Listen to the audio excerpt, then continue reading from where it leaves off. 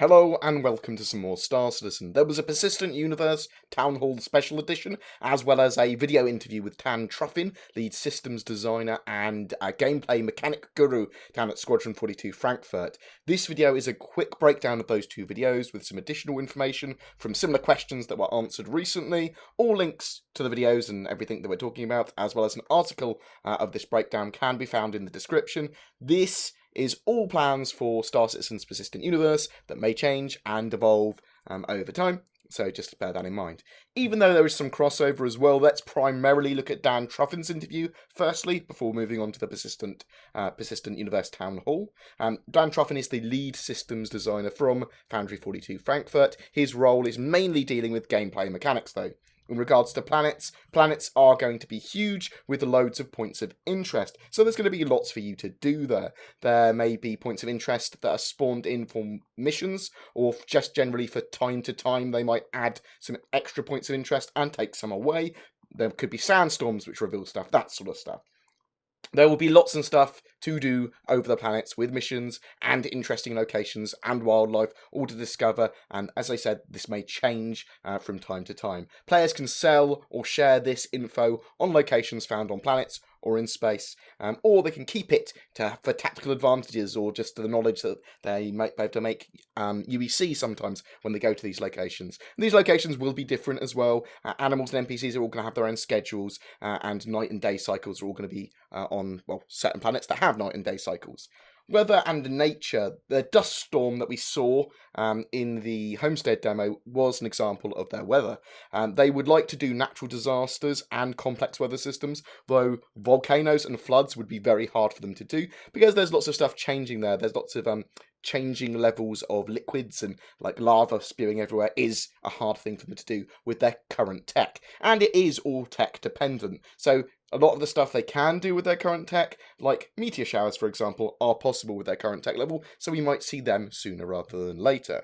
Non-combat game mechanics. They are expanding a lot of mechanics in the game. They talk here about gathering biodata on species or growing alien things in space, mining, collecting wood, resource gathering in general, info selling, selling like locational information, and I found these resources here. You can sell that as information to other people, NPCs, that sort of stuff. There's also going to be various professions in 3.0 and onwards, which cause more professions to be created. For example, the cargo mechanic that's going to be in 3.0 will give birth to actual proper pirates, mercenaries to defend people, bounty hunters, that sort of stuff, all because that single trade skill allows people to go around and make more money in lots of different ways.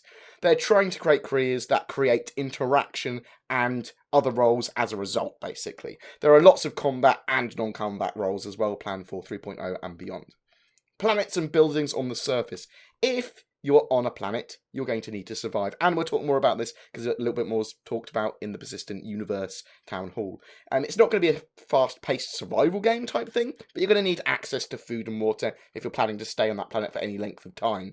There will be multi-room outposts and bases on planets, which you could use for storage. It also sounds like there will be actual base building with modular buildings, and various modules that you'll be able to place into these buildings for different purposes will eventually be a thing for players. You'll need to keep your base warm and safe, otherwise you'll die.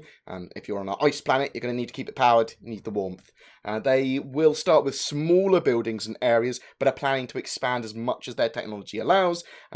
They give an example of a private operation producing drugs and then getting it from the planet they produce it and then selling them on the market, that sort of stuff. Hoarding cargo. You will be able to hoard goods and materials like iron and steel and stuff if you want to, but you're going to need space to store that cargo, and that space you will need to rent it. You need to either buy it, rent it, or whatever. The economy is controlled a lot by CIG as well. There are 9 NPCs, kind of roughly, for every one player, but also the God AI and their economy is representative of a much larger population, so CIG won't allow you to break it in any way. They will have the final controls over it by not allowing you to flood the system with stuff, but you certainly will be able to profit from clever economic strategies. Docking. There will be some form of standardized docking because it's the future. Docking is likely to be released in stages in the game as well, and they're going to experiment to see exactly what's best. Camera abuse. They don't really see camera abuse at the moment, as we have it, as a massive problem. If you're in third person, you only have a bit more of a view. You can't really aim in third person very well. But they are looking at other third person camera solutions for the future, maybe detecting combat, they suggest, and limiting the third person camera in these situations. The medical profession, they want it to be fun, and they're working on it still. It will be coming in eventually. I believe they said that it will be coming in the search and rescue patch. NPCs. So NPCs and pirates will try to live. They don't want to die. Well, most of them don't want to die.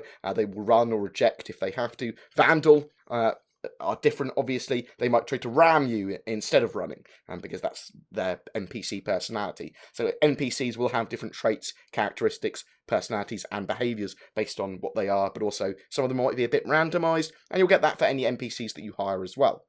Player cap for 3.0. They are doing lots of network refactoring for 2.6.1, but also the major rewrite for 3.0, and they are pushing forwards and trying to get as many people on as they can and making it as best they can, but they can't give us a direct answer yet. Players and ships in battles, they want as many as possible, and they're working out efficiency of what information to sync with clients in different roles. If you're in a multi-crew ship, does everyone on that ship need to get all of the information from all the different clients around that particular fight or server? They're just trying to make it as efficient as possible at the moment. And talking about turrets and multi-crew, turrets are currently functional, but they're not yet what they want. They want some more stabilization for them, for tracking. They want them to kind of be independent like modern tank turrets, so if your pilot does a sharp turn, you're not totally off course again with your aim. There's still work to be done for all aspects of multi-crew and turrets. Ping in-game. There are no plans for ping compensation for actual ping difference. They want it to be an action game, but also to be precise. They don't want to nerf people just because they've got good ping and other people have got bad. They will, however, look at getting everyone better pings and much less latency with better server positions, more servers, and a better netcode. And they will also try and group players where possible that are near them, I believe. And that was basically what Dan Truffin said in his interview. I know it was a very condensed version, but that's what you kind of want from my channel. So let's take a look at the subscriber town hall. This was the January 2017 Persistent Universe special. So this was a special episode where Chris, Aaron, Todd Pappy, and Tony Zerovic all answered questions on the Persistent Universe. Some of the information here has been given before, or at least we've had similar info, so I've again added relevant info here to pad it out slightly to make some of the answers slightly more full. Again, bullet points. Planets and terrain. They are planning to have a lot more ecosystems and terrain types than they showed in the Homestead demo. There's going to be different terrain, weather, wildlife, and resources that are all going to give you unique challenges and gameplay. Different environments and weather may affect your character in different ways, giving impaired vision, slowing you, giving you buffs and debuffs, that sort of stuff. If stranded on a planet, you may have to set a distress signal to get found again if you want to be found, but also hunt for food, water, and find materials. Basically, having access to those if you're on like stranded for any length of time is essential. The idea is to make environments fun, interesting, and in some cases challenging. Some players may choose to effectively live planetside as well. Cities and landing zones, where less populated planets will have free roam and landing. City planets, ArcCorp and similar, may restrict where you can land. The flight control on a planet will say you can fly to here to land via this flight corridor, and you'll be pulled back into that flight corridor if you try and deviate. So I think this means that we're going to see cities and such as you fly over at a lower level of detail, though, obviously, than if they were hero locations, and get a feel for the area being massive, but in reality, only certain areas will be accessible and have that super high level of detail that you actually can walk up to and touch effectively. Multi-crew and disconnections. If you log out or disconnect, your ship will persist in the universe for a period of time before it effectively also logs out. I assume, and this is my assumption, that beds may allow you to log out anywhere or log out quicker maybe. If a player is in your ship or there are very close players, then your ship will persist there until they're gone, basically, as far as I'm aware. There will be an in-game grey market where ships that has been stolen can be sold, like in Grimhex or something like that, some sort of outlaw place where you'd sell those ships. You're not going to get as much for them as you would for a ship that was sold legitimately, and ships will have security measures. You're going to give each player that you want to run part of your ship, turret or whatever, different access to different systems, stations and settings, and you'll be able to set that specifically saying this person has access to this station, these settings, all that sort of stuff. And you can give greater rights to someone should you die or get disconnected. Mission difficulty in the PU. Currently, the Persistent Universe spawns in pirates, pilot pirates, and scales literally for the amount of players in an area. So if 3 of you flying in on a cutlass together, you'll get 3 times the amount of pirates that one person would get. The mission system in the future will generate missions based on your party size, the ship's reputation, what you're carrying, the economy, and what's happening in the area, as well as many other factors that the God AI and economy AI and the mission generation tools will kind of look at. There will be gameplay for lone wolves and isolated players as well, though.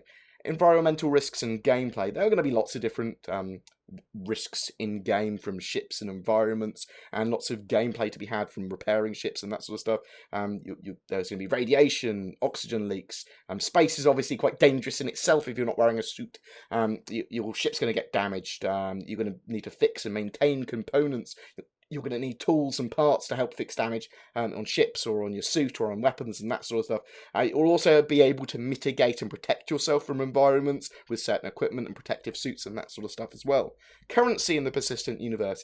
In the short to mid-term, all currency will be UEC in the Persistent Universe. Obviously, at the moment, we have Alpha UEC. Eventually, that will be changed onto UEC. Longer term, they are considering other currencies between races in the Persistent Universe, so the human worlds and most other places will use UEC, but like there might be Banu tradesmen that also trade in some other items. I suspect, though, that if they do, these things will still have just raw UEC value, and it will just be like an item, like 206 of this Banu currency is worth this much UEC if you sell it, or something like that. That would be my expectation. Distress beacons. So there will be 7 types of beacon in the verse. One kind of to alert security or the police or the popo, saying, I'm being attacked by pirates or something similar. Distress beacons to other players saying, can you pick me up off this planet, please? That sort of stuff, just saying, please help me, players. And service beacons, which will allow you to filter and then hire players for jobs, like, I need a fuel refill in space, but you can also like effectively give missions to players via that system. And that was basically it for that Persistent Universe Town Hall. We got a lot of knowledge about some gameplay mechanics. It was quite generalised and sweeping in a lot of cases, but it's nice to see where they're planning to go with some game mechanics for the Persistent Universe and Star Citizen in general. And it was quite enjoyable. But anyway, guys, please tell me what you think. Are you looking forward to 3.0? When do you think we're going to see it? Remember, commenting on any of our Star Citizen videos throughout a given month gives you a chance to win a ship. For January, that is a Avenger Titan that you could win, so comment away. Please don't forget to like and subscribe, as it genuinely does help me, and I will see you in the verse.